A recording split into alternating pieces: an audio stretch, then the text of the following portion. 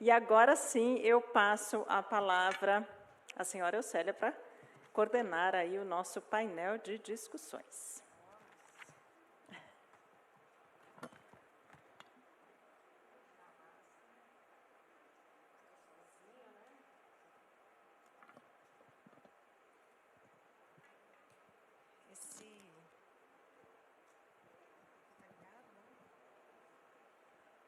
Está ligado? Pode começar. Obrigada, Renata. Bom, nós fazemos cumprimentos e agradecimentos especiais às pessoas que acompanham esse painel presencialmente, virtualmente e também em outros momentos que sabemos que será acompanhado pela internet. Vamos começar chamando nossos convidados para fazer a abertura e explanando por cerca de 20 minutos cada um. As pessoas que acompanham podem fazer suas perguntas aproveitando esse momento. O convidado que abrirá esta sessão é o líder de pesquisa da Tax Justice Network, senhor Andrés Nobel. Senhor Andrés.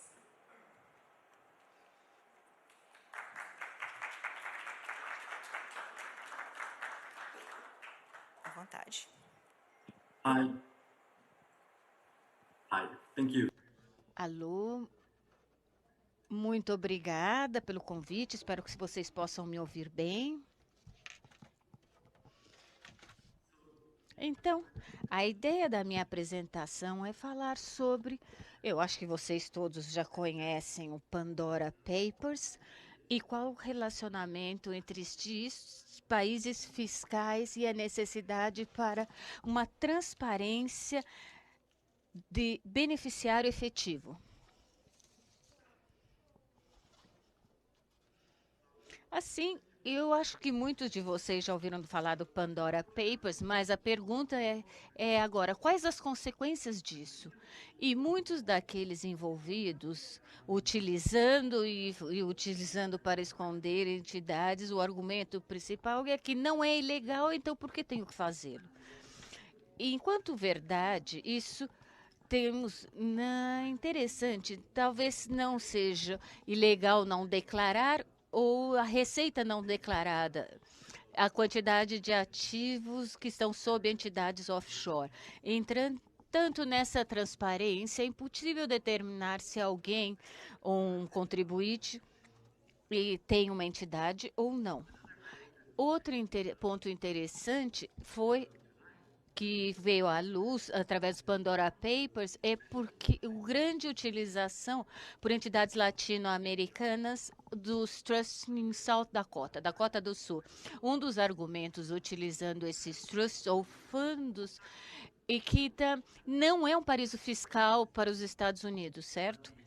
Isso quer dizer que talvez nenhum desses residentes não violaram as leis que utilizando entidades offshore como paraíso fiscal, especificamente sobre os trusts ou fundos, que eu acho uma coisa bem problemática por a falta de transparência e a possibilidade de proteger ativos de tributação e as pessoas podem dizer que os trusts são assuntos familiares privados. É um dos argumentos de Reino Unido ou países como Nova Zelândia, que de início eram contra o registro, o que mudou em alguns outros países. Desta forma, o que é um paraíso fiscal? Voltando à pergunta se os Estados Unidos é ou não.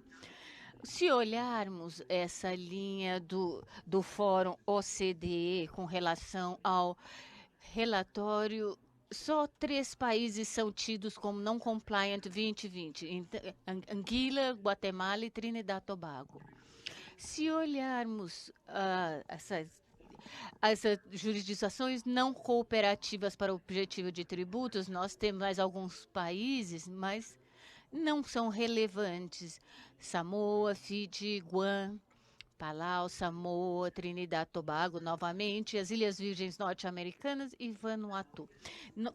segundo essa percepção de que paraíso fiscal é apenas um tipo de uma ilha pequena, randômica no Atlântico ou Pacífico, a ótica da questão da justiça tributária é chamar a atenção e jogar luz que muitos dos países mais relevantes do país, incluindo os Estados Unidos, são dos piores e mais importantes paraísos fiscais ou jurisdições secretas tributárias. Então, nós preparamos uns index que um chama Financial Secrecy, Índice de Segredo Financeiro, com mais de 103 jurisdições que estão aqui ranqueados. 10 principais que causaram delitos, os piores em termos de ser secreto em países como Ilhas Caimã, Estados Unidos, Suíça, Hong Kong, Singapura, Luxemburgo, Japão, Países Baixos, as Ilhas Virgem Britânicas e a UEA. Outro índice que temos, que tem um foco não tanto no segredo, mas paraíso fiscal corporativo, então Corporate Tax Haven Index tem alguns paraísos conhecidos, como as Ilhas Virgem, Caimã, Bermudas, Países Baixos, Suíça, Luxemburgo, Hong Kong, Jersey, Singapura e UEA. Embora o Reino Unido não esteja em nenhuma dessas 10 listas nos 10 primeiros, muitos dos países aqui pertencem. Então, nessa ótica que o sistema tributário queremos mostrar novamente, paraísos fiscais e segredo não é apenas o problema de pequenos países, porque, lógico, se esses 3 países aqui fossem totalmente transparentes, é improvável que o mundo visualizasse alguma diferença. Nada mudaria, enquanto países como as Ilhas Caimã, Estados Unidos, Suíça, Hong Kong, Singapura, Luxemburgo, se tornarem transparentes, parando com o abuso tributário, lógico, nós vamos ver grandes mudanças no mundo todo. Assim, o que é um paraíso fiscal? Novamente, lógico que talvez tenha só uma definição, mas nós estamos falando, seguindo esses 2 índices, as 2 principais provisões que esses paraísos, o que eles oferecem? Por um lado, nós temos o segredo, como a falta de troca automática de informação bancária, a falta de troca de informação quando solicitado, e transparência também do beneficiário efetivo, e também a falta da publicação das declarações e das contas e seus balanços e também o relatório país a país. Falta tudo isso. Por outro lado, outro índice que tem um foco no abuso tributário por multinacionais, além de disposições de segredo, também tem provisões tributárias específicas. Então, qual é a alíquota mais barata corporativa? E também o ponto interessante é que eles não ligam tanto com a alíquota estatutória, que pode ser muito alta, e muitos países só se importam com a alíquota estatutória, mas o índice considera a alíquota disponível para as multinacionais. Ao invés de pagar 26%, eles podem terminar pagando 0,1% com esse paraíso. Então, muitas das alíquotas que está disponível segundo essa provisão. Outras coisas envolvem incentivos tributários ou também patent boxes, que são, na verdade, registro intelectual, né? IPI. Então, disponível muitos paraísos fiscais e que cria o segredo afetando o mundo todo. Então, o conceito-chave, o que é um beneficiário efetivo? Aqueles que não estão familiarizados com a expressão, isso não é a propriedade beneficiária dos tratados tributários. Na verdade, se refere ao FTF e também que agora também, que segundo a reforma da OCDE, tem o beneficiário efetivo, uma pessoa física que tem o controle ou beneficia de uma empresa, numa estrutura muito simples, como aquela aqui, que temos acionista, o proprietário direto, vai coincidir com esse beneficiário efetivo, que é um pouco mais do que nós precisamos. Entretanto, o mundo é muito mais complexo nesse sentido. Então, a pessoa física, qualquer um engajando, em fluxos lícitos de recursos, possam engajar e ter uma empresa que pode emitir ações ao portador, onde o proprietário é qualquer pessoa ou qualquer indivíduo que tem um documento representando uma ação. Então, a única forma para saber hoje quem é o dono beneficiário efetivo, quem na verdade tem esse documento num dado momento. Caso contrário, uma empresa pode vir a ter um acionista que é apenas um nomeado apontado. Em muitos países, na América do Norte especialmente, pode ser, não há muitos países ou empresas têm uns apontados, especialmente aqueles do common law. Muitos acionistas, na verdade, estão disponíveis, são profissionais disponíveis juridicamente. Então, a pergunta é quem é o beneficiário efetivo agindo e operando em nome desse nomeado. E, por fim, nós temos aqui, duas camadas, até 20 camadas possíveis. E, neste caso, precisa saber quem é o dono de cada uma dessas empresas de posse que podemos voltar até o beneficiário efetivo ou beneficiários efetivos. E num país fiscal, a probabilidade de identificar esse beneficiário efetivo é muito mais difícil. E por que essa beneficiário efetivo é importante para a tributação? Lógico, tem muito a ver com corrupção e antes de lavagem de dinheiro, mas especificamente no caso de impostos, nós temos muitos impostos que poderiam ser abusados, haver evasão destes devido à falta de transparência. Primeiro temos imposto de renda. Se esta pessoa, Mary, está numa empresa, num país que é um paraíso fiscal, as Ilhas Cayman, por exemplo, esta empresa, através dela, tem uma receita que ela não declara. Novamente, autoridades, talvez no Brasil, não vão descobrir sobre essa existência dessa empresa ou sobre a receita recebida por Mary. Neste caso, a América poderia estar fazendo evasão fiscal. Por outro lado, as autoridades brasileiras descobrissem a existência dessa empresa e as receitas, e sendo brasileiro estar por trás disso, talvez poderia levar a possibilidade de tributar essa receita. Outros países, como a Argentina, onde tem uma riqueza sobre imposto sobre fortunas, desculpa. Então, sobre a riqueza. Então, você precisa saber quem é o dono de determinados ativos. E se uma empresa, digamos, no Brasil ou no Panamá, o dono é uma empresa em Cayman, talvez seja possível para as autoridades locais para descobrir isso, e assim é como ela irá tributar. E se não descobrir, haverá evasão fiscal. Então, também não se fala muito sobre a relevância do beneficiário efetivo com relação a ganhos de capital e sua tributação. Então, nós estamos falando de ativos e vendas offshore indiretas. Em muitos casos, o gatilho ocorre quando uma empresa vende essa casa.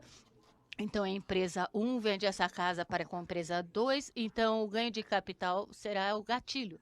E ao invés de fazer isso, uma forma para contornar isso é mudar o dono, o beneficiário efetivo, especialmente se houver um grupo muito grande. Vai ser difícil e encontrar o efetivo beneficiário. Então, a companhia 1 é apenas o único dono e sempre da casa. Então, na verdade, o que vai ocorrer é que o beneficiário mudou porque houve uma venda, mas o que ocorreu mais, então, foi a mudança de propriedade. Outro caso que nós falamos, ida e volta, muitos países têm incentivo fiscal para investimentos estrangeiros, então eles querem promover investimentos para não residentes e estrangeiros. Então, o brasileiro pode ter uma empresa, novamente, nas Ilhas Cayman, e fazendo investimentos no Brasil através dessa empresa em Cayman. Dessa forma, eles obtêm benefícios que era para aqueles não residentes e não para o Brasil. É isso que nós falamos, ida e volta.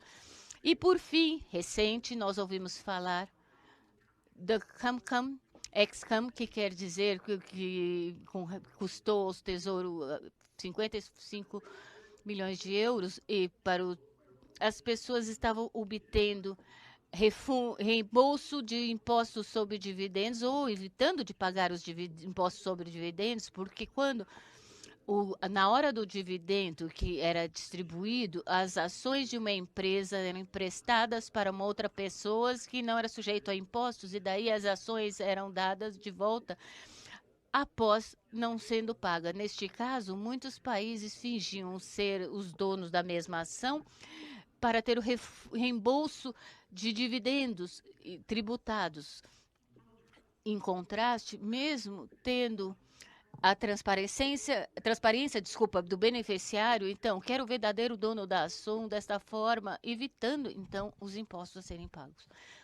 Desta forma, se essa informação é tão relevante, a importante coisa aqui, será que autoridades têm acesso à informação do beneficiário efetivo, aquele, digamos, indivíduo que controla e detém entidades estrangeiras? A resposta vai ser, depende.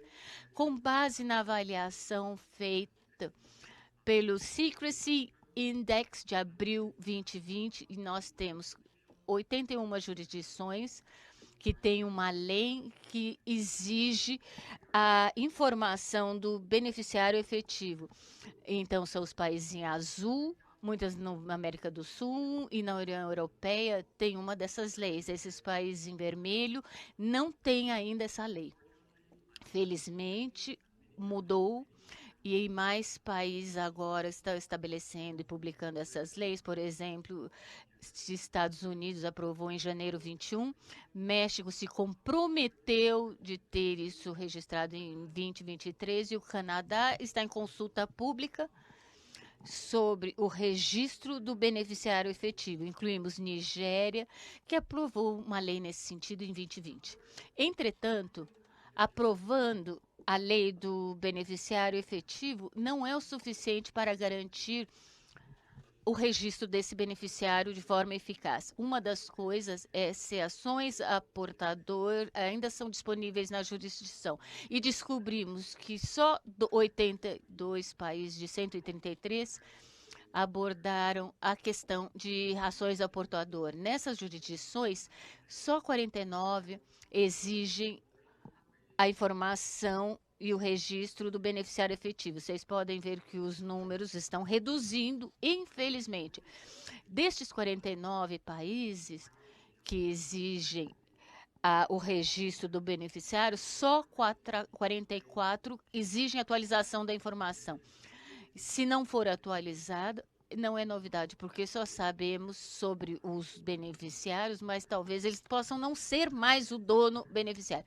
Nessas jurisdições, só 6 apresentam informação online e destas, 2 têm uma abertura online dessa informação do beneficiário efetivo. Então, as empresas ainda oferecem os riscos dessas ações ao portador, onde só o Brasil, um deles, 46, de acordo com essa avaliação. Isso quer dizer que não é o suficiente para proibir ações ao portador. Então, digamos, 90-90, se as empresas podem emitir ações ao portador e não há mecanismo para garantir que a autoridade local vai ter informação de todos os locais que têm ações ao portador. Outro ponto a lembrar é com relação à propriedade jurídica legal. Essa propriedade, identificar o último indivíduo que controla tudo isso, mas se não soubermos quem é a primeira camada, o acionista, então é muito difícil verificar a precisão da informação do beneficiário efetivo. Essa tabela tenta demonstrar como os países estão fazendo, pelo menos para as empresas, quando combinamos o registro do beneficiário jurídico e efetivo. Nova Zelândia tem uns dados abertos no registro desses beneficiários, mas não há caso de registro dos mesmos. Então, a informação do acionista é claro, mas não existe em termo, tem a ação, mas não o beneficiário efetivo. Então, aqui Dinamarca, em oposto, formato aberto de dados do registro do beneficiário, que é ótimo, mas não dá informação do dono jurídico dos ativos. Porque, por exemplo, onde somente os acionistas, 5% das ações têm que ser atualizados nesse registro. Reino Unido é um dos melhores casos conhecido, muito bom em termos de beneficiário efetivo e não no jurídico, porque ele só dá os dados e o nome dos acionistas, mas nenhum tipo de informação adicional. Então, pode ter várias pessoas com o mesmo nome e sobrenome, impossível de saber quem se conecta ao quê.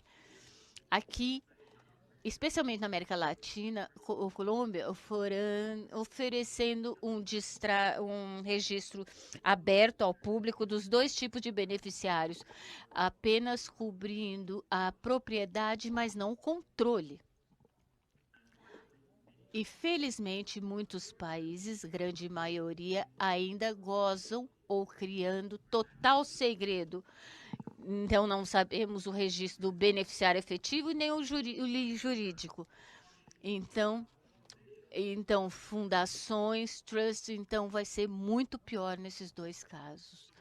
Então, o que avaliamos e o que quer dizer o beneficiário efetivo? Por um lado, é o escopo.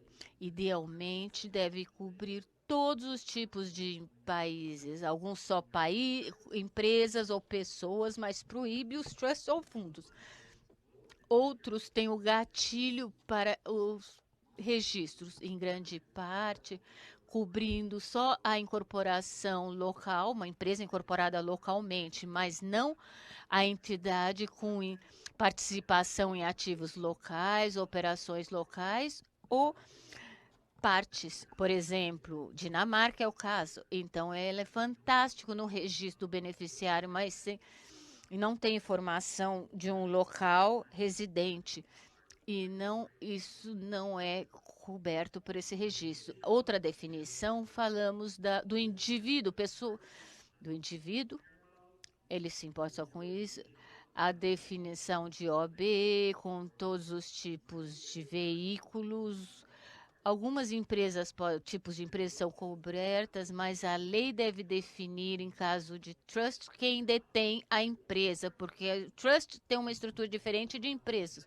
Com trust, não podemos dizer qualquer um que tem mais de 25% das ações, isso porque o trust não tem ações, tem beneficiários e assim por diante. A pergunta: o que são os positivos que são cobertos da propriedade, votos, dividendos nomeados, e novamente tem um limite. Países, infelizmente, têm limites muito altos, por exemplo, um beneficiário efetivo só com 25%, mas lógico, é uma empresa por 4, nenhuma teria que ter identificado, porque nenhuma teria mais de 24% do trust. Então, alguns têm 10, 5%, mas só. Você pode sempre montar o seu trust abaixo do limite. Então, nenhum limite é aplicado, como na Argentina, Equador ou Venezuela. Qualquer um com uma ação tem que ser identificado. E daí, mesmo quando um país tem essas empresas, pode haver exceções. Por exemplo, exceção de empresas na bolsa ou fundos de investimento, porque são regulados por outro. Mas o problema, repito, isso pode ter milhões de dólares sendo geridos e o regulador se importa mais com proteção ao investidor, mas não se importam com lavagem de dinheiro ou abuso tributário. Então, fundos de investimentos não é o suficiente, ou na bolsa não é suficiente para identificar o beneficiário efetivo. Eu sei que meu tempo terminou, vou dar uma das nossas propostas. A ideia é ter registros centrais do beneficiário efetivo disponíveis publicamente, online, com dados abertos e também incluindo trusts ou fundos, mas também qualquer identidade com ativos, operações e participações, e também não ter esses limites ou limites baixos. O último comentário, começar a utilizar dados bancários normal para detectar estratégias offshore. Por exemplo, nós descobrimos que cidadãos britânicos usam Cyprus para isso. E outro caso, especialmente após o Pandora Papers, estão pedindo a empresas, firmas jurídicas para informar o nome de seus clientes. E nesse caso, recentemente, onde a administração tributária, o IRS, obteve informação do nome dos clientes, porque os tribunais descobriram que isso não afeta o privilégio de segredo advogado-cliente. Então, eles vão começar a adotar mais medidas para desfrutar de uma transparência maior. Muito obrigada.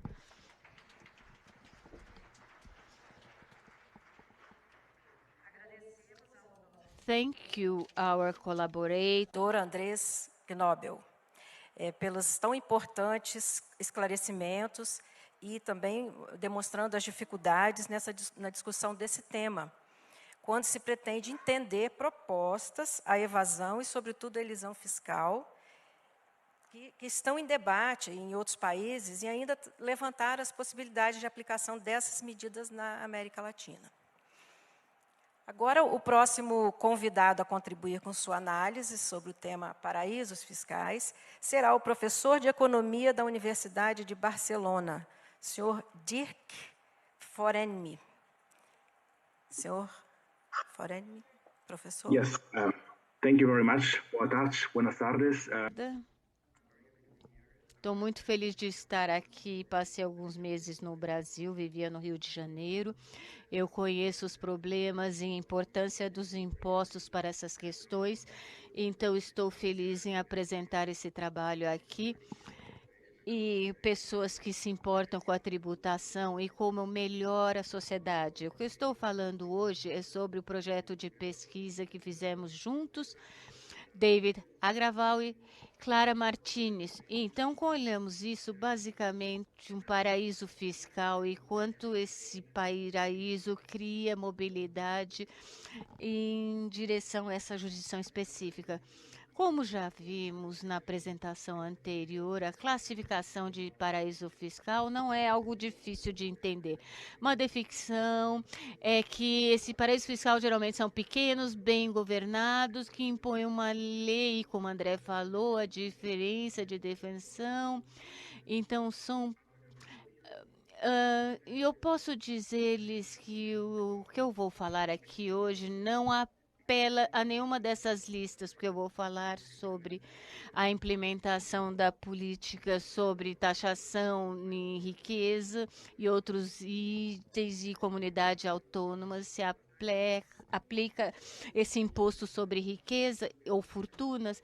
Nós vamos falar sobre as jurisdições e tal, que implementou um baixo efeito. E nesse segundo ano vamos olhar a concorrência de tributos e outras jurisdições, especialmente o efeito que não apela a isso, mas temos um baixo efeito em riqueza e esse impacto que tem ativos móveis e a escolha de residência.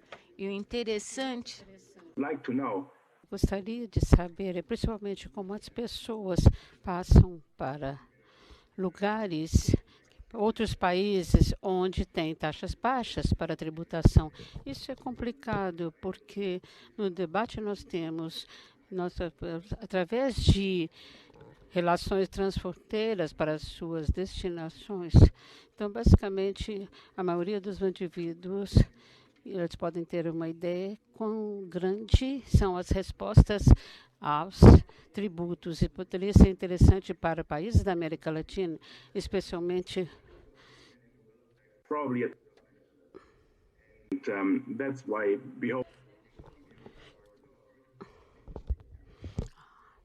Assim, para motivar no nosso estudo, basicamente, o que está acontecendo quanto a entradas e receitas em muitos países, novos juros nos tributos. E nós temos, então, em muitos países, e nos países europeus, por exemplo, nós vemos que o que está acontecendo está subindo de novo. Nós temos uma campanha presidencial nos Estados Unidos pensando na implantação de mais tributos para reduzir a concentração da riqueza e para combater a desigualdade e também para encontrar, então, programas importantes, políticas importantes. E nós temos há um medo de que essa mobilidade, mudança de países pode causar, então, uma resposta quanto aos pagamentos tributários de redução. E, portanto, recentemente, nós temos, então, as bases colocadas por organizações internacionais e o que diríamos, vamos lançar então uma luz sobre isso, quais seriam essas receitas e quais seriam as respostas que são atacadas tanto quanto aos tributos e o que seria então viável nessa mobilidade para níveis recentes, mais decentes. Então, fazendo esse paper, que seria sobre migração internacional, para fazer uma transformação quanto às taxas. E, digamos, nós vamos ver na América Latina, por exemplo, eu tenho um caso aqui sobre a Shakira, o que aconteceu no caso dela, ela se mudou, então ela, digamos, diante das autoridades fiscais espanholas, ela disse que ela estava nas Bahamas para um grande período de tempo. Então, nesse caso, os agentes hispânicos disseram que isso não era verdade, porque ela estava em Barcelona, residência em Barcelona. Então, aí houve um problema, porque, basicamente, o que nós temos aqui, o que acontece, que os auditores falaram, que tinha que provar onde ela tinha sua residência, e o que aconteceu que não foi no caso que estava nas Ibamas. Então, nós temos então uma lei que diz que você tem que passar pelo menos um dia em um país para ter, então, uma comprovação fiscal que você esteve ali. Então, no caso, as agentes fiscais e as autoridades fiscais têm que provar que ela ficava mais do que 135 dias ali naquele país em 2014, mas não em 2011. Então, nós vemos o que pode acontecer e, basicamente, como é que se move.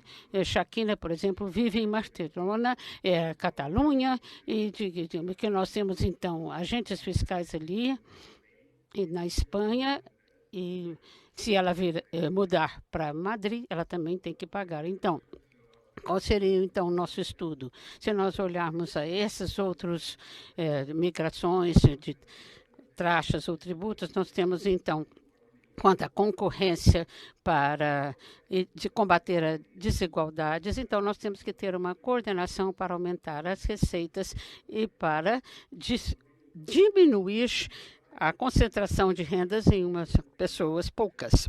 E nós temos, então, descentralização, que foi feita no sistema na Espanha em 2011, depois que todas as regiões começaram positivamente a ter arrecadação de impostos, exceto para poucas cidades, ou Madrid, por exemplo, que tinha, nós tínhamos diferentes taxas ou impostos para indivíduos. Nos dados, nós temos uma compilação dos grandes dados, com as principais fontes. Basicamente, nós concordamos em duas concentrações, que 2007, onde nós tínhamos, então, de 2005 a 2007, linkado as pessoas aos seus registros tributários. Você faz a conexão. Você tem, então, os registros dos tributos sobre as riquezas de uma maneira longitudinal. Então, nesse período, você pode fazer essa ligação. Aí temos uma prova fiscal, e você pode, basicamente, definir se as pessoas, em 2007, começaram, então, a pagar os seus tributos, e eles começaram a ser seguidos ali a partir daqueles dados. Então, coloquemos, nós temos um consenso com os indivíduos para mudar a sua residência fiscal, para ser mais proveitoso com outros tributos. Então, falando rapidamente sobre a colocação institucional dos tributos das riquezas na Espanha, nós temos aqui o que eu já expliquei. Então, nós temos desde 2011, o que aconteceu, houve uma reintrodução. Seria, então, um tributo progressivo anual na soma da riqueza dos componentes dos indivíduos, da pessoa física, a partir de dezembro 31. E nós temos, então, o que se aumentou as taxas sobre a riqueza em cerca de 108,18 milhões de mil euros em 2007 e 700 mil euros desde 2011. Então, são níveis relativamente altos de tributos. Sem dúvida, aumentando esse limiar, nós temos, então, uma concentração mais baixa nas populações. E em 2011, por exemplo, nós tivemos, então, 0,3% da população adulta, e que foi a população com mais riqueza nesse país. Vejam, a mesma lei que se aplica para a tributação no nível internacional e as evidências fiscais ou provas fiscais, elas podem mudar. Quanto ao imposto de renda, você tem que fazer, então, de uma maneira uniforme e declarar onde está e a sua residência. Então, a residência fiscal. O que acontece? Quanto ao esquema tributário sobre a riqueza até 2007, e do mês de 11 nós temos um aumento. E o que nós vemos que no primeiro ano houve 3 regiões que nós tínhamos, então, diferenças fiscais, que seriam Andaluzia, Madrid e também as Ilhas Baleares. E nós temos, então, um novo esquema e para passar para um quarto esquema, nós tínhamos que, então, ver quais eram as margens de tributos pagos e depois de 2011, nós tivemos mais a variação e a única região que permaneceu seria, então, a parte de Astúrias. Então, nós vamos falar sobre as alíquotas que foram colocadas, mas, basicamente, do regime tributário, que é um debate. Então, nós temos um debate que é bem controverso, um debate público. E é muito importante você observar que o El Diário tem dizendo que os efeitos do dumping fiscal entre as autonomias seriam, então, as pessoas ricas em Valência que se mudam para Madrid de maneira fictícia para evitar impostos. O mais importante aqui é que existem muitos casos que vão rapidamente, facilmente, não está muito claro. Há provas, por exemplo, que muitos residentes mudam a sua residência para poder pagar menos impostos. Esse aqui seria um outro artigo sobre o assunto. E nós temos, então, críticas, tem a ver com harmonização das riquezas, dos tributos pagos pelos mais ricos. E nós temos aqui o Paraíso Fiscal de Madrid.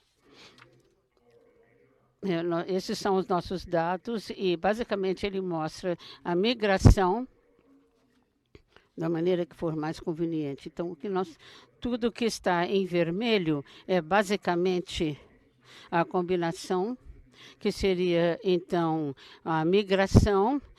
Normalmente, o destino é Madrid, e é baseado no pessoal mais rico. E aí nós temos Madrid, e que seria, então, o transbordo para a migração, e onde nós temos a origem aqui, que seria a população por causa dessa mudança na legislação fiscal.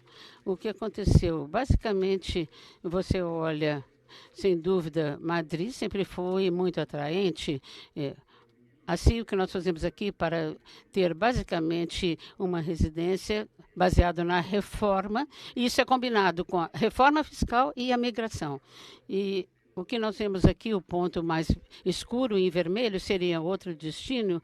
Nós temos, então, para estimar o efeito dessa política fiscal, para mostrar quão grande é a mobilidade, baseada na tributação, então, para a definição do tratamento e o grupo de comparação, e que seriam, então, indivíduos, pessoas físicas, e que nós temos, então, as pessoas mais ricas, e nós temos um modelo econométrico, baseado na comparação do tratamento para o grupo de controle, simples diferenças que são tratadas com pessoas que são os mais ricos, mas não são sujeitos a esses grandes impostos. E pessoas que são indivíduos que são muitas comprovações, mas o montante em riqueza não é tão grande quanto para trazer essas investigações e ter essas comprovações. Isso seria o que eu mostrar a vocês. Então, isso... as evidências até 2010 e a partir de 2015, a riqueza, acho que está na linha vermelha, basicamente aumentou em 9% na comunidade de Madrid, relativamente a o que era anteriormente, nos anos anteriores, ao ano 2010, mas foi mostrado apenas depois, quando essa política sobre migração se tornou devidamente vigente. Então, seriam grupos de altos dividendos, aquelas pessoas que são ricas, mas basicamente não havia, então, uma política ainda quanto à tributação. Nesse caso, depois que mudou aqui, é que tornou esse aumento de 0,04, que mudou em 2010. E o que nós vamos falar de análise das receitas, o que nos preocupa seria descentralização, quando você observar como essa variação pode acontecer com relação aos tributos das riquezas e ligados à mobilidade. Então, nós temos estimativas. E aí, se você observar o que vai acontecer, se nós formos harmonizar, essas seriam as receitas baseadas nos tributos, e a primeira coisa importante que deveremos ver, na média, seria 5% de toda a receita, seria, então, no caso, comparando a linha de base, e a Espanha dá com 5% do total de renda em 2015, devido à mobilidade dos tributos.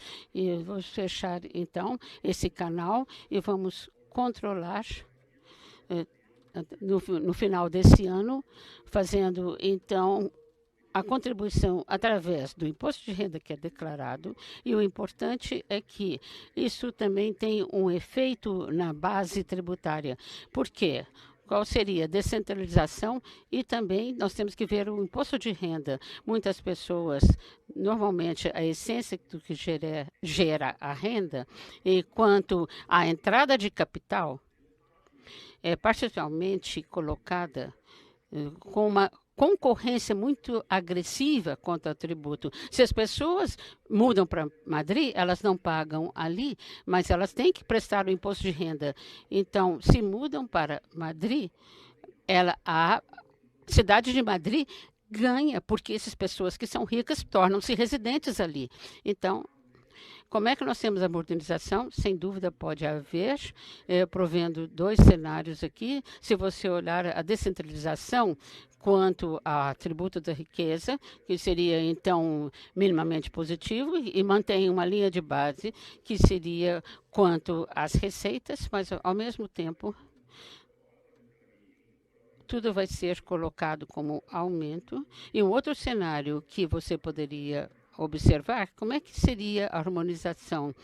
Se nós temos descentralização, basicamente você tem taxas mínimas, então, mas você pode, então, colocar uma taxa mais alta e nesse cenário todo mundo vai ser beneficiado. Digamos, então, maiores taxas, você tem alíquotas mais altas.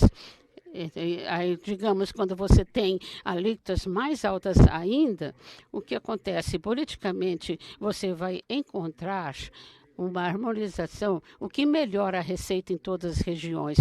Quando você tem o ganho em tributos, qual é o esquema? Então, cada região comparada com a parte dos tributos e as receitas vindas dos tributos.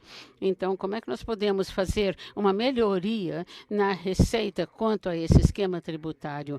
E nós temos, então, as alíquotas mais altas com as comunidades que arrecadam mais.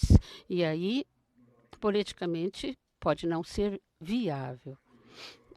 Eu já que não tenho mais tempo, esse seria o meu último comentário aqui, para falar um pouquinho sobre o efeito, sobre a desigualdade, porque não é apenas a respeito de receitas, mas também os efeitos que pode haver na concentração da riqueza. Se você olhar, basicamente, fazendo a concentração de riqueza, comparando com indivíduos em cada região, e que você vê que, na média, a concentração da riqueza, aqueles que têm 1% que estão no topo, os mais ricos, basicamente, eles têm 25% de toda a riqueza, se eles forem alocados em Madrid, e menos se eles estiverem alocados em outra região, porque Madrid seria, então, um grande centro financeiro, e, sem dúvida, tem alta concentração de riqueza, mais alta.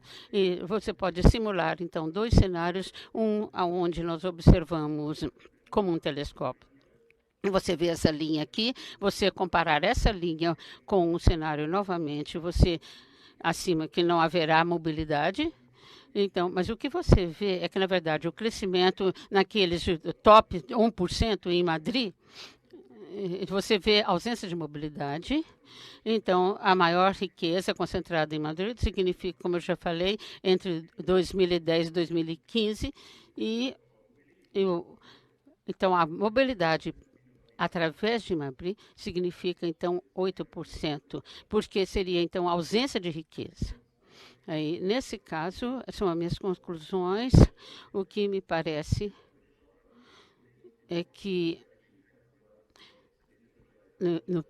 no curto prazo, nós temos, então, parece que a tributação da riqueza local se torna viável para aumentar a receita. E, embora o efeito na base de Madrid seja maior, o efeito do resto é menor. E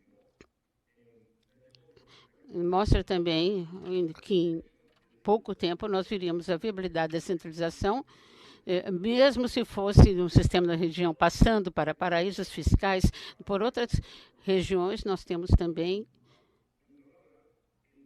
no largo, nós temos os esforços para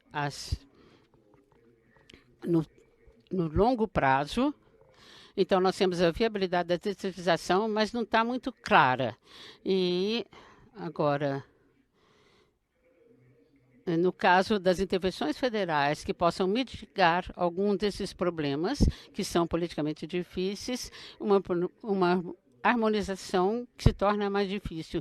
E, sem dúvida, nós temos que enfatizar os esforços para que eles têm que ser feitos juntamente com uma coordenação política para pensarmos na coordenação internacional e um mecanismo importante para evitar respostas que levam coisas a que possam nos afetar politicamente falando e quanto à nossa tributação. Muito obrigado pela sua atenção. Agradecemos ao Thank you very much.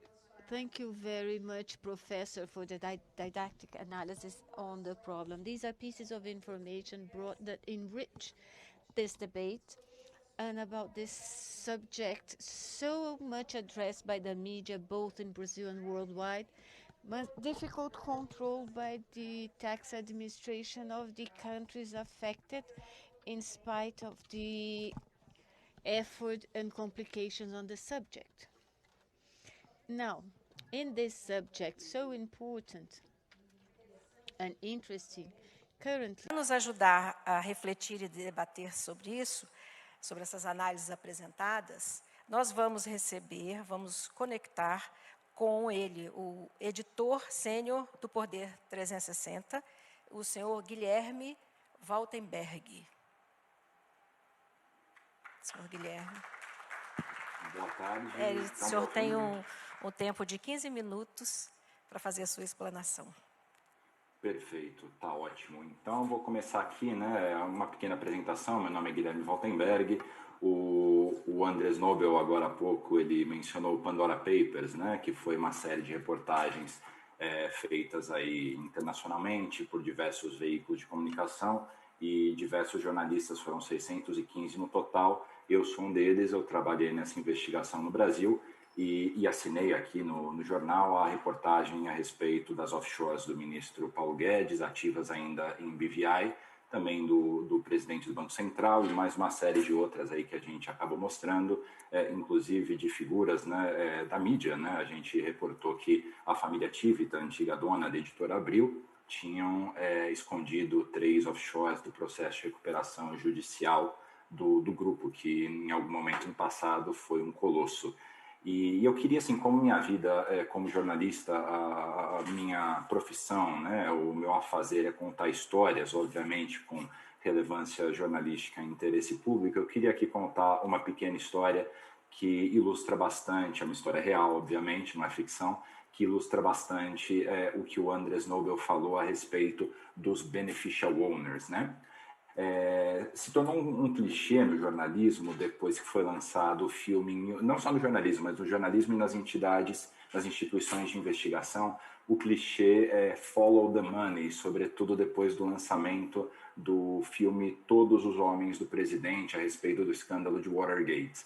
E basicamente era uma frase amplamente repetida: follow the money, eu sigo o dinheiro e você vai chegar no criminoso, qualquer que seja o crime.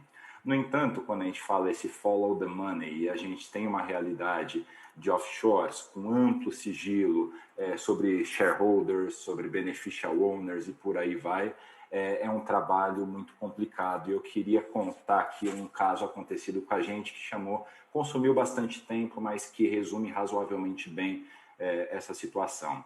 A offshore do ministro Paulo Guedes, que a gente revelou, ela chama-se Dreadnoughts. Dreadnought é ou um casaco, um casacão bastante utilizado em países muito frios, bastante úmidos, ou se não, couraçado, aquele navio de guerra. E essas offshores que a gente menciona, de BVI, da Suíça, as Shelf Companies de Delaware e por aí vai, essas empresas, às vezes a gente comete o erro quando a gente faz reportagens a respeito a respeito delas, falando que tal pessoa abriu uma empresa. Na verdade, eles as incorporam, porque a maior parte dessas empresas já foram abertas e daí são incorporadas por uma pessoa ou por uma outra empresa, enfim, há uma série de maneiras de isso ser feito. E os nomes não são muito criativos, a comparação que a gente faz aqui na redação é com aquela lista que saiu em 2015 ou 2016, dos apelidos que o setor de operações estruturadas da Odebrecht dava para as pessoas que iam receber as propinas. Não eram apelidos criativos, assim como os nomes das empresas nesses lugares nem sempre são muito criativas. Voltando ao nome da empresa do Guedes, Dreadnoughts. Tão logo a gente publicou a reportagem, começaram a chegar uma série de e-mails, uma série de contatos de pessoas para a gente, falando sobre uma outra Dreadnought, supostamente do ministro Paulo Guedes, sediada em Luxemburgo e com registro num CNPJ brasileiro na Receita Federal, sendo que nesse CNPJ não tem o nome do dono, tem ali o representante, que é uma empresa que não vem ao caso mencionar, é uma empresa de investimentos do Brasil que foi comprada recentemente por uma empresa internacional. Enfim, a história que contavam para a gente é Dreadnoughts, como é do Paulo Guedes, isso daqui é uma cadeia, na verdade, que ele tem uma empresa em Luxemburgo, outra no Brasil, e ele usaria isso dentro da lógica dessas pessoas que fizeram essa denúncia para a gente, para trazer o dinheiro dele de volta ao Brasil. Bom, como é parte do nosso trabalho a gente não deixar passar em branco denúncias que possam ter, como eu mencionei, relevância jornalística e interesse público, a gente foi atrás, então, de pesquisar essas empresas, sobretudo aquelas, né, que estavam ali no meio, sediadas em Luxemburgo. Diferente de BVI, que é onde o ministro Paulo Guedes mantém a empresa dele, em Luxemburgo as informações sobre beneficial owners estão abertas. Então, a gente começou a ir atrás dos dados a respeito dessa Dreadnoughts de Luxemburgo. E fomos, e inicialmente a gente achou uma série de outras offshores, como as beneficial owners, e a gente conseguiu ir afunilando e chegando lá nos donos, pessoas físicas, e nenhuma delas é o Paulo Guedes, nenhuma delas tem relação pública ou conhecida até o momento com o ministro Paulo Guedes. Ou seja, foi uma grande coincidência de nomes que a gente descobriu única e exclusivamente porque Luxemburgo decidiu adotar uma política de expor os nomes dos beneficial owners. Isso é bom para a gente, enquanto jornalistas, que a gente não levanta uma suspeita incorreta, a gente sempre tenta trabalhar com a precisão e com a retidão da informação.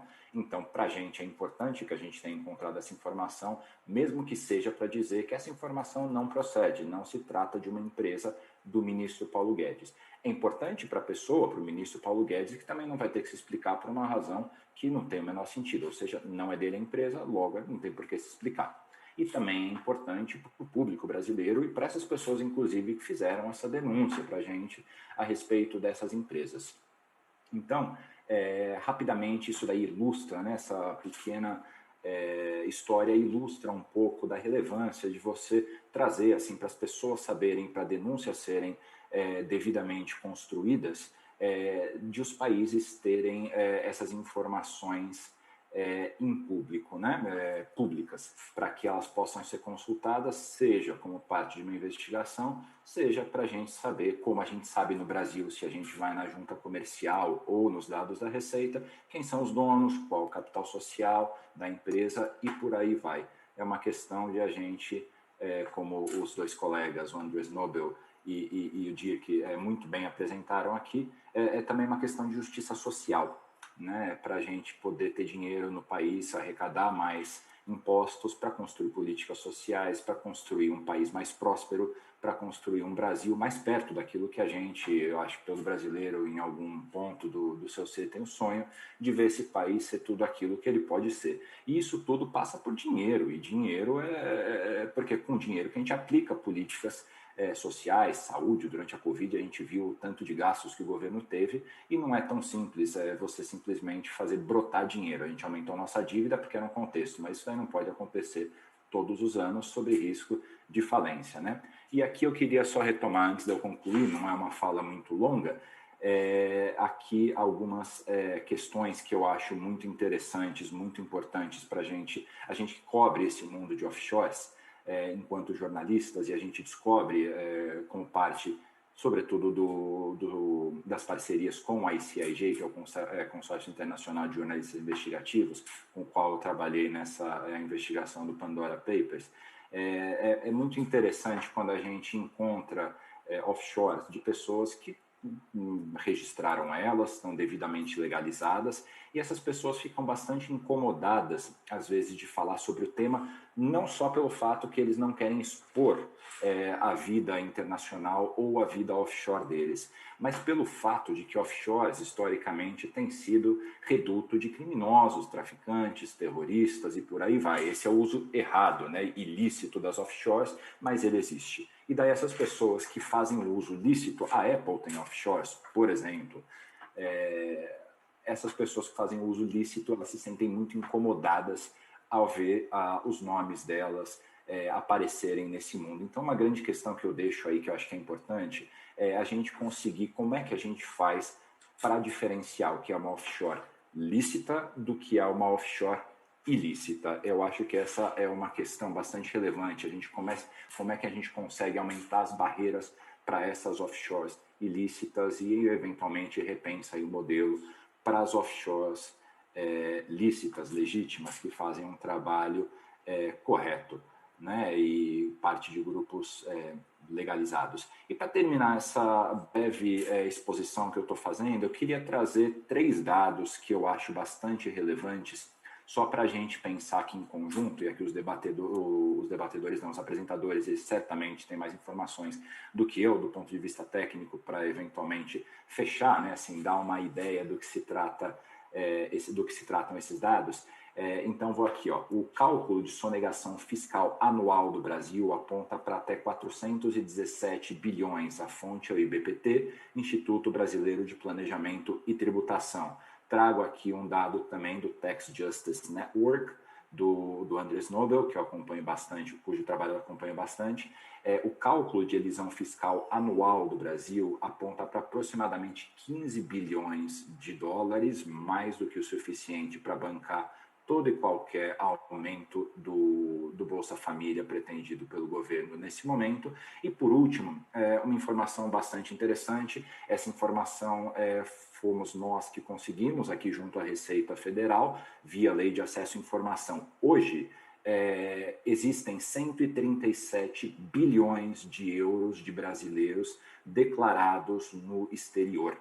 Esse dinheiro é o que a Receita tem ali registrado daquelas pessoas que fazem uso de offshores ou de contas em outros países de maneira legalizada.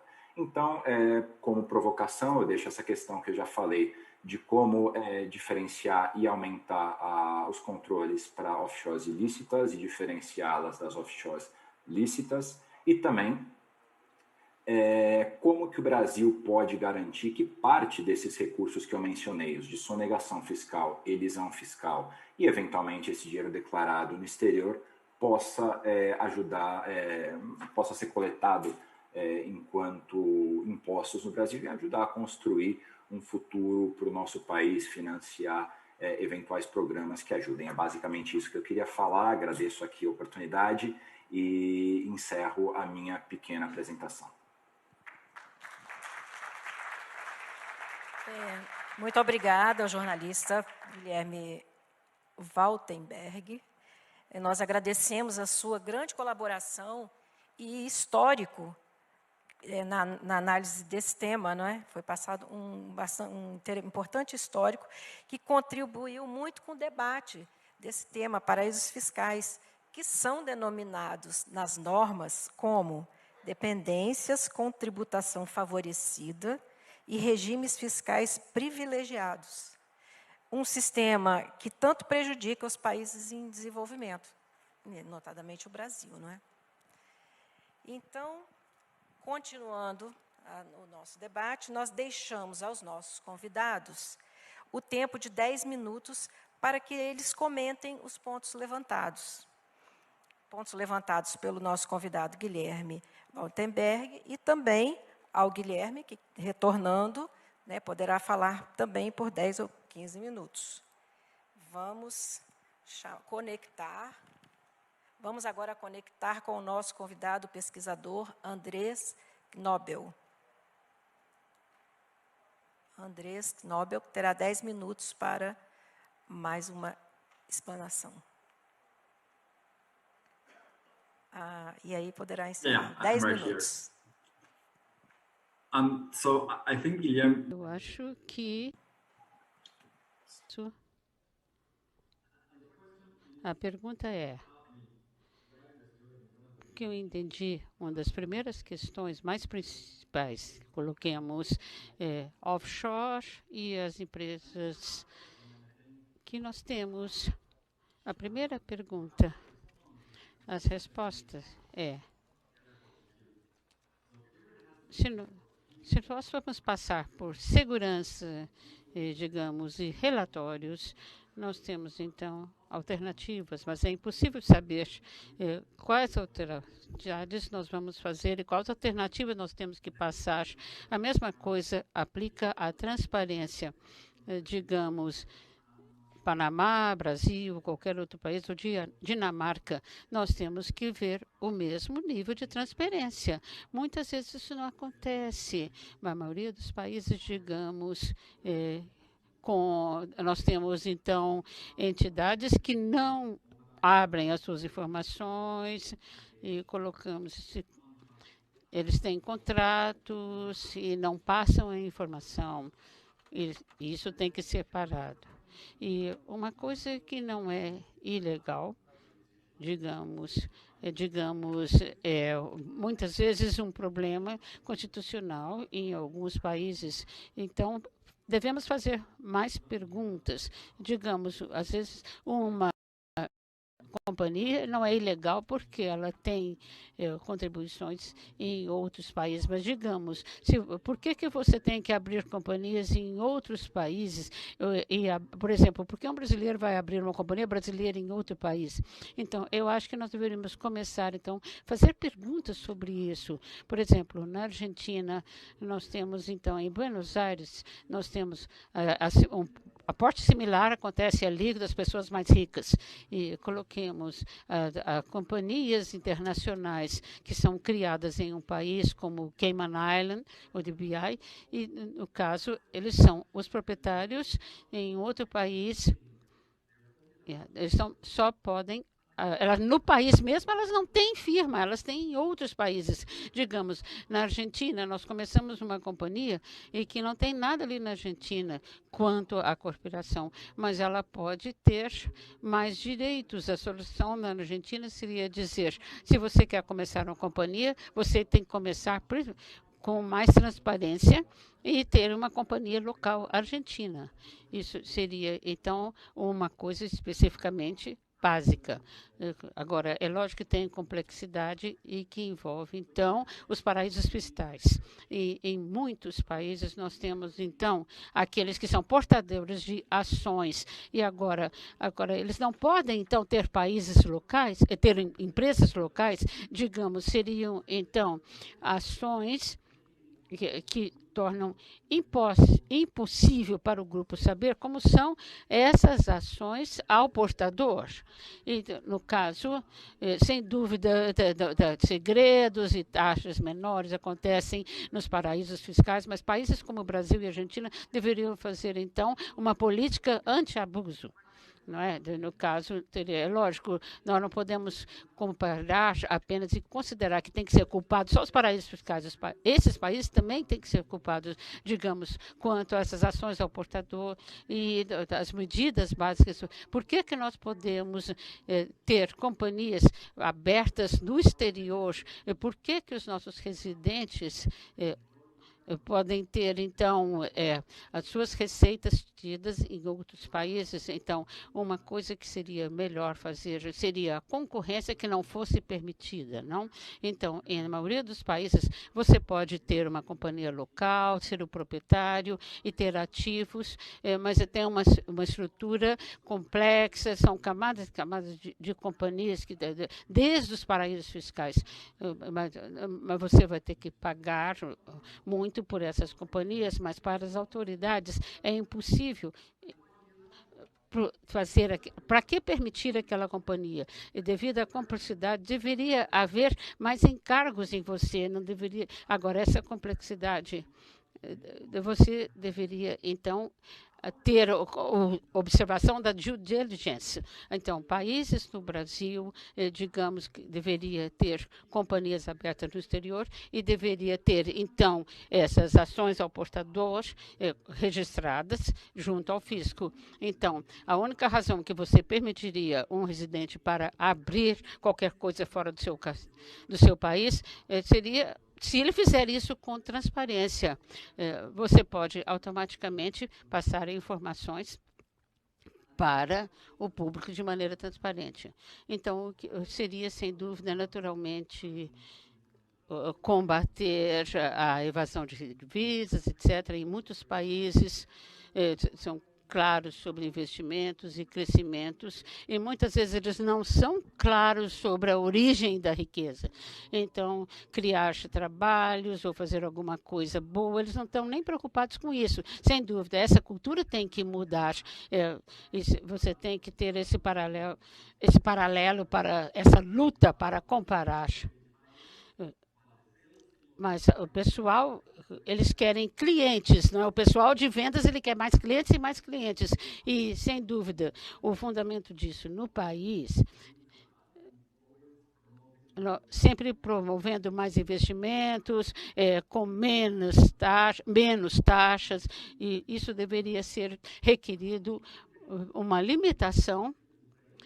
Quanto à parte de segredos também, deveria ser feito mais perguntas. Por que você vai para Cayman? Você tem o mesmo tempo de legislação aqui ou em outro país? Por que você tem que sair daqui para as Ilhas Cayman? E aí, no caso deveria haver menos amigável, menos atraente para eles.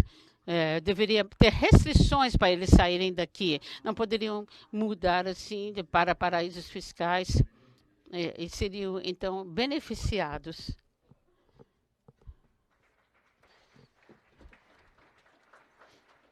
Obrigada, senhora, pelas suas sugestões e considerações. Agora vamos ouvir as considerações finais do professor Dirk Foremi, por 10 minutos. Yes, thank you very much. I think it's Muito obrigada, interessante a ideia.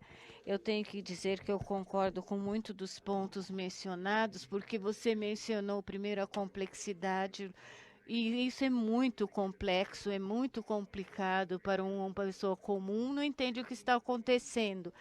E isso é algo que eu também percebi nas aulas, quando estou dando aulas, você tem a questão da economia, lê jornais, entende algo, mas se você vem com detalhes, você fica perdido. É como uma coisa educacional entender tudo isso, mas se você falar com pessoas comuns, não no assunto, grande parte é muito complexo entender o que está ocorrendo. Uma parte importante é que a mídia, a imprensa, tente transmitir as ideias, explicar o problema para um público mais amplo, para que as pessoas tomem conhecimento do que está ocorrendo aqui.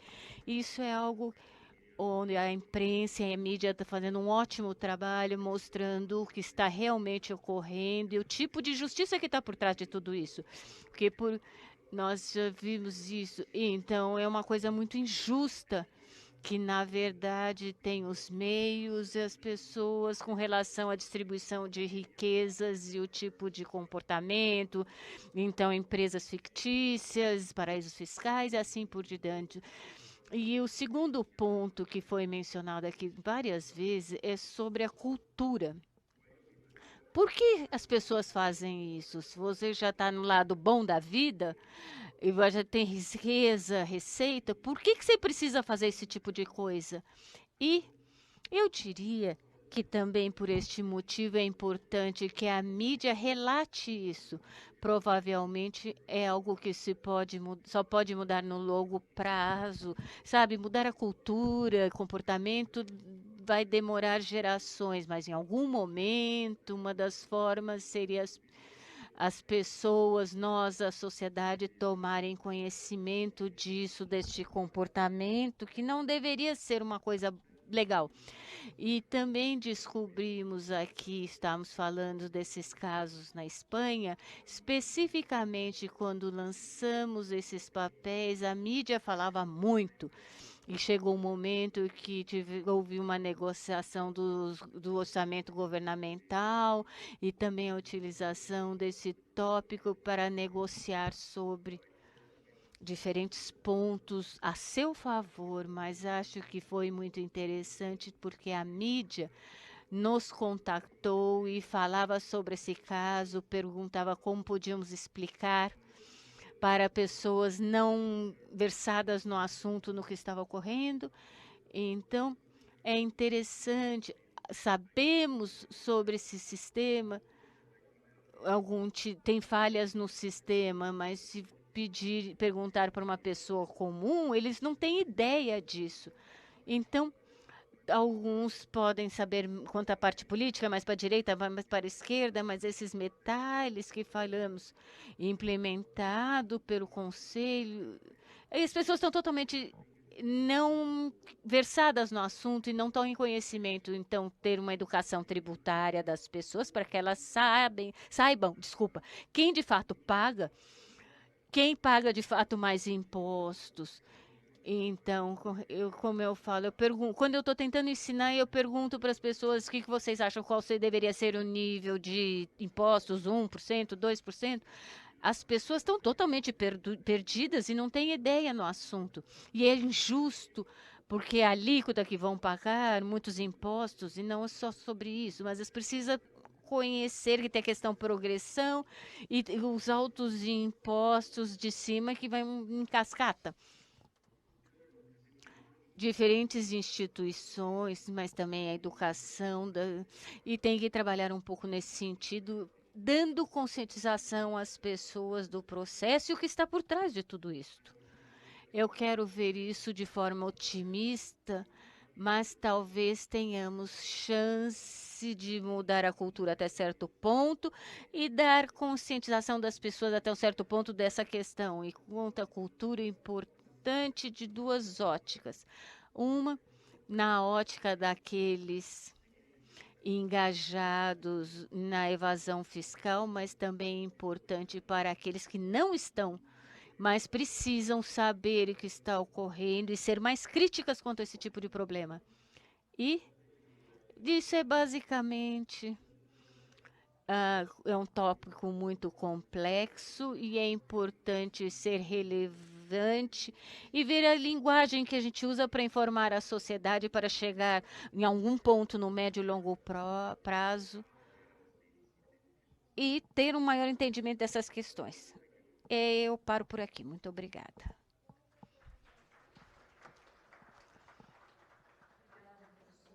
Que vamos conectar com o jornalista Guilherme Waltenberg para também acrescentar alguma coisa nesse painel, como suas considerações finais.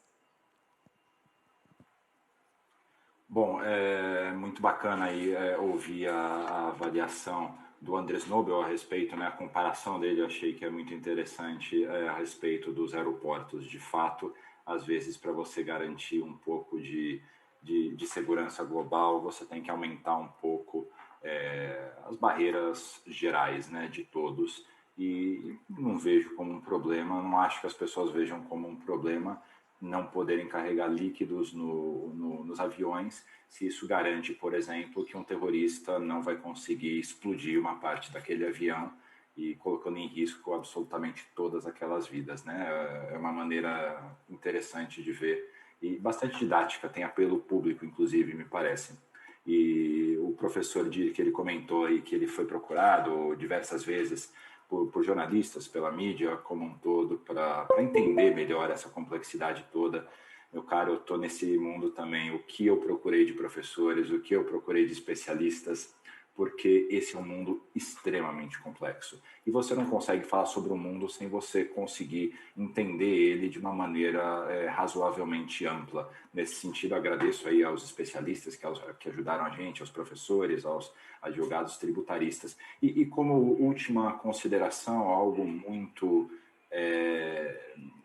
simples que me parece que enquanto os países debatem, têm dificuldade eventualmente para criar políticas que ou dificultem a abertura de empresas offshore em paraísos fiscais ou que tributem elas mais, o fato é que hoje no mundo globalizado as profissões, as ocupações se globalizaram também, os contatos também, os hubs, né? Eles começaram a se proliferar por aí. E entre esses hubs estão os hubs de jornalistas investigativos de diversas partes do mundo.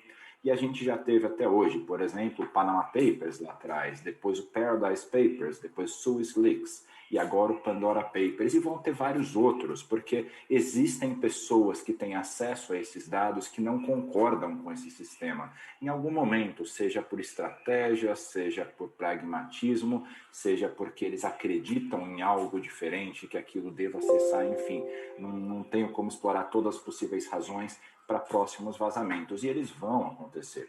O fato é que essas empresas vão continuar sendo expostas de uma maneira que, pouco a pouco, o público vai entender do que se trata e vai começar a ver como é injusto para a população como um todo que uma microporcentagem do país de super ricos, qualquer que seja o país, não é só o Brasil não, o mundo todo, como é injusto que essas pessoas consigam ter acesso a um sistema tributário que garantam para eles praticamente a opção de não pagar tributos em cima do dinheiro deles, enquanto as classes baixas, as classes médias e as pessoas que não são super ricas, mas que têm ali alguma condição financeira bastante confortável, não têm acesso a esse tipo de mundo. é uma questão, no final das contas, na minha avaliação, de injustiça. Você tem uma população onde 0,5%, sei lá, 0,2% tem condições de sair para fora de toda a barafunda tributária dos países e encontrar ali um país que se disponha a não cobrar deles, para eles manterem o dinheiro e reproduzirem o capital em outros locais. É basicamente isso que eu queria dizer, e uma alegria dividir aqui esse painel com dois pensadores dessa área tão relevantes e com tanto conhecimento, e com uma palestra tão interessante como essa. Obrigado. Obrigada, Guilherme. Então, com base nesse debate de ideias, de conhecimento, vemos que precisamos criar um sistema de regras para reduzir essa agressividade do planejamento tributário das empresas e também tentar reduzir os danos à nossa economia e à arrecadação tributária causada pela remessa de recursos para paraísos fiscais que se enquadram nas regras, mas que prejudicam as nações de origem desses recursos. Antes nos preocupava a guerra fiscal entre os Estados, na federação, agora vemos que existe uma verdadeira guerra fiscal internacional. Em alguns paraísos fiscais existem mais offshores do que habitantes, é o que lemos. E talvez, então, seja uma questão mesmo de cultura. Agradecemos, finalmente, a colaboração de nossos palestrantes, o pesquisador Andrés Knobel, o professor Dick Foreme e o diretor Guilherme Waltenberg. Passando a palavra à Renata. E nós agradecemos a você também, Eucélia, por toda a condução das discussões. Parabéns e muito obrigada.